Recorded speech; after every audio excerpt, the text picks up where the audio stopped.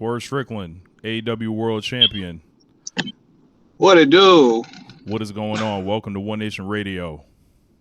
What's going on, man? Not much. Appreciate the merch plug over there. I see you. Yeah, what up, Lyric? How's everything going? I got a question. Why are you sweating, bro? You good? Man, I took pre-workout too late tonight. Oh, it's gonna be a long night, bro. It's gonna be a long night. I'm just leaving the gym right now. I had 8 interviews in Jacksonville, drove 3 hours back home to Orlando, and got straight to the gym. I am beat, but world champ right now don't get rest. You got the itinerary. You got the itinerary of the president now. Now that you got the belt, okay. Yes, sir. So yeah, man. We talked a little bit earlier about you winning the AEW World Championship. This is all kind of impromptu, everybody. So if you're seeing this, we're definitely gonna cut it and all that. But you know, you've been AEW World Champion for 2 days now. Have you looked at this? You know, you woke up with the belt at least twice now. Has it really sunk in yet for you? I don't know yet.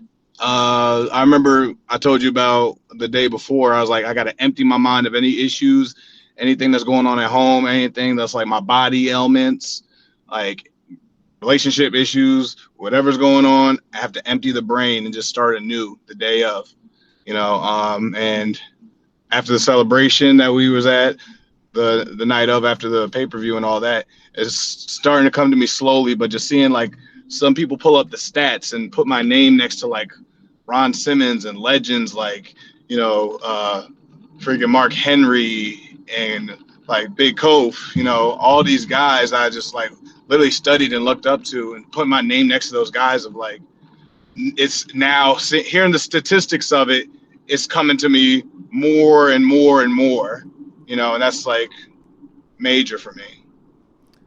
Anybody else want to jump in? You didn't even prep me for have a question. Right, I wasn't expecting to talk to the AEW World Heavyweight. Neither was I. This is strange. I got a phone call in the middle of the show. I was like, "Hey, I'm live on O&R right now. I could bring you in." I'm like cool. Plug me in. All right. So, how do I say this? So, your thoughts on everything that went into going into the other night, like the television, if you will. How do you feel, like your thoughts on what you were aiming for, and how do you feel like it was executed? Like, do you feel like you did exactly what you want to do, from the contract signing to the chain to everything? How do you feel like you were able to, what was going on in you and Joe's mind and collaboration? How do you think that came out compared to what was on screen? I'm honestly, that whole month, because it was not long to get between me and Joe from Revolution all the way to Dynasty. We didn't have much time to make it as personal. It literally had to be about the championship. Like, we couldn't really play on the same notes and beats as me and Hangman Page. So we had to find a different note to play off of.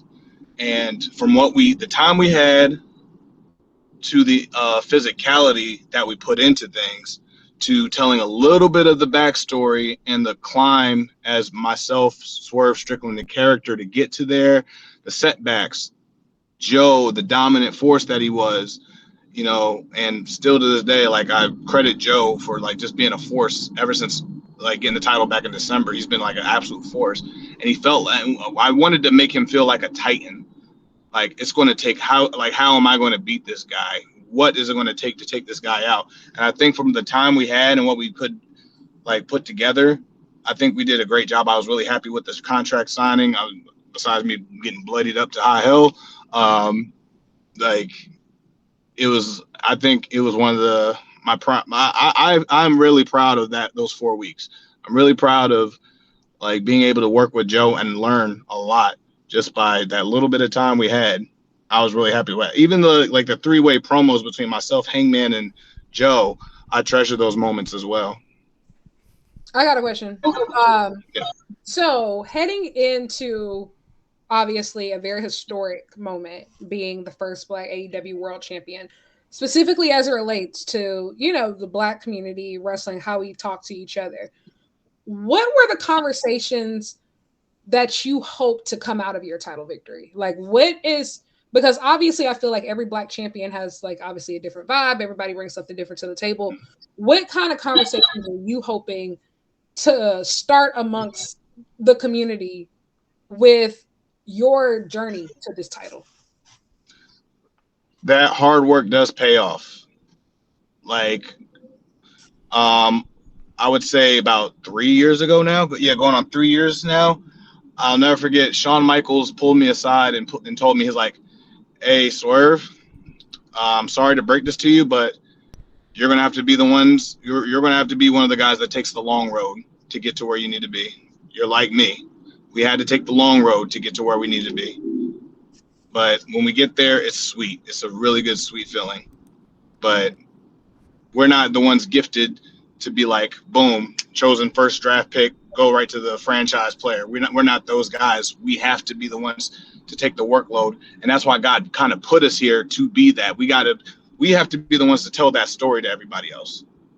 You know, we're the chosen ones, not in a sense of like we're the chosen ones that we're the ones like that are like first hand picked. No, we're the chosen ones that are like the 6th round draft picks that have to work our way up to the starting lineup to win the Super Bowl. We are the chosen ones to tell that kind of story.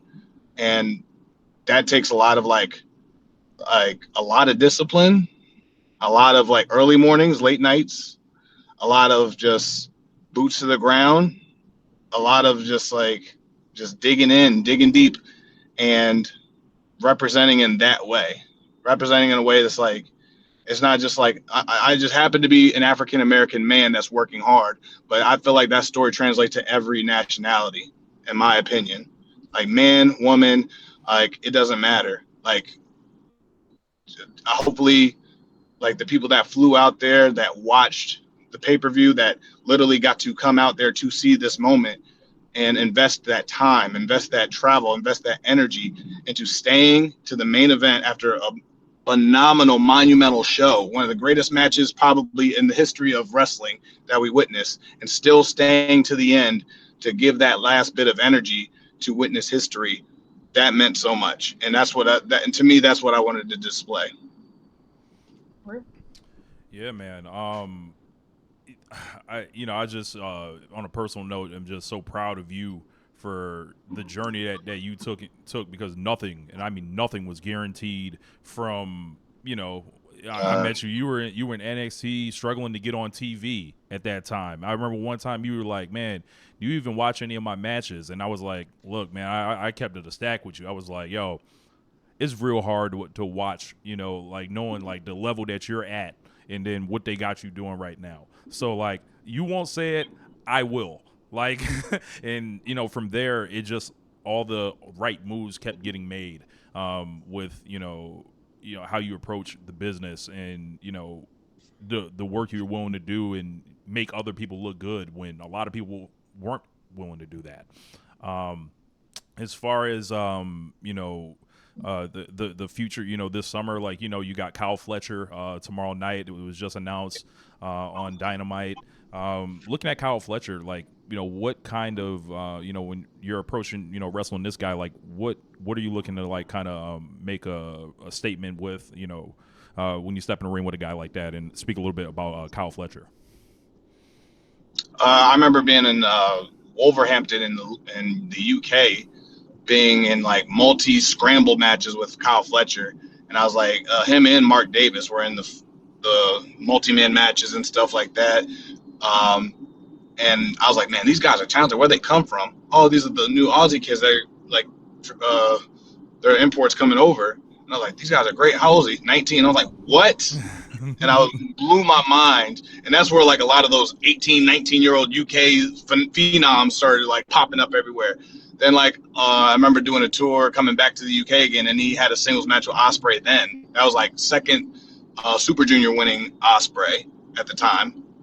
And they blew the roof off the place. Blew the roof off the house. Incredible. Like, and I was like, okay, this guy's going to arrive soon.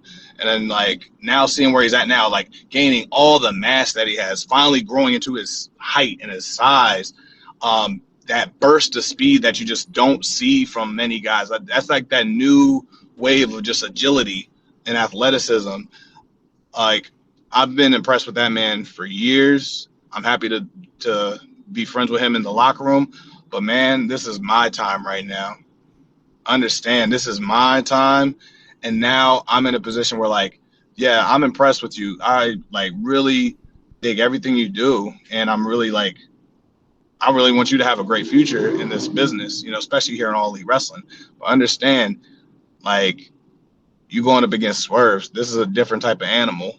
I always come in with an approach, the fact that, like, you're going to leave my matches feeling some type of way, either emotionally, mentally, or physically, some way. And that's my choice on how I choose to allow you to leave the ring. And that's the way I'm going to approach tomorrow night, man. Especially, this is World Champ Swerve is a different animal, and you're going to have to see that. My coronation here. It's the first time we get to see you with it, so it's like almost a whole new, style of presentation for you and all that. I want to throw it to James. Yeah, so on a night like the other night, I guess coming to the back or throughout the show, is it a feeling of people are on edge, or is it just a situation where, like, you're too blinders on, I'm focused on the task at hand, I don't have time to interact? Like, what is your, I guess, game plan backstage as everything is winding down and it's time for you, before it's time for you to go out there? For me, my mental is already there. I'm like the chess player type. If you ever watch Queen's Gambit, I'm looking at moves moving on the ceiling before the game even starts. You move your one chess piece, I'm already like 6 moves in different ways of calculating that. That's how I approach a lot of things. I keep my stress levels low, but I'm also in the realm of motivating others as well. Like Pac and Okada, Pac comes through the locker room and stuff, and I'm like, we're all like praising, like, yo, incredible. Pac's praising Okada, like, yo, that man is unreal, incredible. Then boom, a couple matches later, Thunder Rosa has a banger with Tony Storm, like, yo, proud of you. We got this from the mud and Lucha Underground and stuff. We're bottom of the totem poles up in this. Nobody expected us to be here. Now we freaking, like, praise that. Then, like, you're seeing, like, Copeland doing his thing. I'm like, yo, appreciate what you're doing for this locker room, man. Holding it down, TNT champion, like, veteran, mixing up with the young guys. Appreciate the love, And then, like, Ospreay, like, I'm seeing Ospreay's, like, posture and stuff at the monitor right before Gorilla, and I'm like, yo, you know what to do. Slap him, boom, just go do it, go kill it. And then, like, me coming out, like, getting ready, for me, it was the ceremonial entrance was where I was, like, mentally getting in my mind and, like, how I wanted to present that. I produced that entire entrance as well. So I'm just like, yeah, I'm like getting into that mode. That's what got me into the match. It's like generating all that energy and then hearing the people. So before I even get to the match, it's like I'm worried. It's the entrance and who's the people that I can grab. And luckily, the people are invested. So I'm just like, everybody's feeding me energy. So I was like, oh, I'm there. I'm good. But beforehand, it's more like, let's motivate the rest of this locker room to put on the best show possible before it gets to me finishing and closing it out. You know what I mean? Lyric. Yes. So we've seen in your AEW run bring a lot of hip hop influence, a lot of people from outside. So what does World Champion Swerve look like as far as really capitalizing on some of these external partnerships and bringing people in and also exposing AEW to a different audience? It's that crossover is always one of the very beneficial tools, but we don't like want to overexpose that where it becomes like a fact of you're expecting it. You kind of want to not expect it for it to be like a really like useful tool. So those things I kind of got to keep hush hush, because that's what's going to make the title reign feel a little different than the other ones. Then like, and that's a high bar. It's already been set with like MJF and Moxley 3 times, Kenny, Jericho, Hangman, all those guys set a really high bar with this thing, So it's up to me to kind of find a new way to twist it and make it my own in such a unique way. So, but some of those like little activations and those little things is going to be a little kept hush hush on the low. So you're gonna have to tune in and watch, and that's the beauty of why Swerve is where he is, because you can expect it, but you don't know. I want to ask one more question to you, Swerve. What about the non-believers? You have a message for those that hated on you, that tried to come for you as soon as you were ascending. Is there anything that you'd like to feel free to let it off? There's no FCC here. I know there's a code of conduct that the champion needs to exhibit. So I'm gonna give you the floor to let them know. Well, I see things and I choose to acknowledge them when I choose to. Like, it's really cool the fact that whether you love, hate, you're still watching. And I'll whether the hate or whatever doubt or non-belief doesn't prevent me from progressing. I hope it helps you progress. I don't think it does. So saying more negativity doesn't increase your pay, but it increases mine. So good luck. But, stay broke, he said. Stay broke. But all that,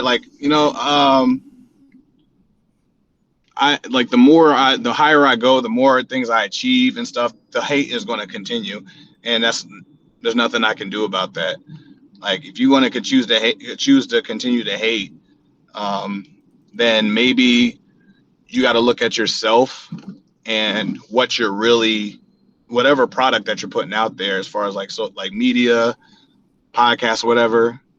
Maybe you really need to look inward on why you're doing what you're doing and the messages you're sending. Because on the Swerve City podcast, everybody that comes through is a tool for the world. There is a tool for everybody in our viewership to take something from it and use it to help better themselves, or build a product, or build whatever, wherever they're stuck at, whatever. We're giving you advice from people that have been successful and have done it at the highest levels possible, and that's tools.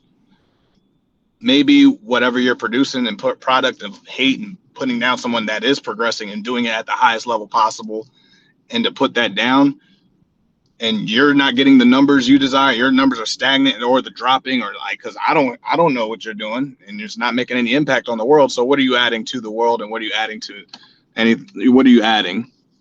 I want to add to the world, not just be stagnant and take away from it. You know what I mean? So continue to hate, whatever type of controversy you want to try to pull. Hey, you weren't liking it beforehand. You're not going to like it after I acknowledge you. So why should I acknowledge you in the first place? There's no support there. There's no benefit for me or you.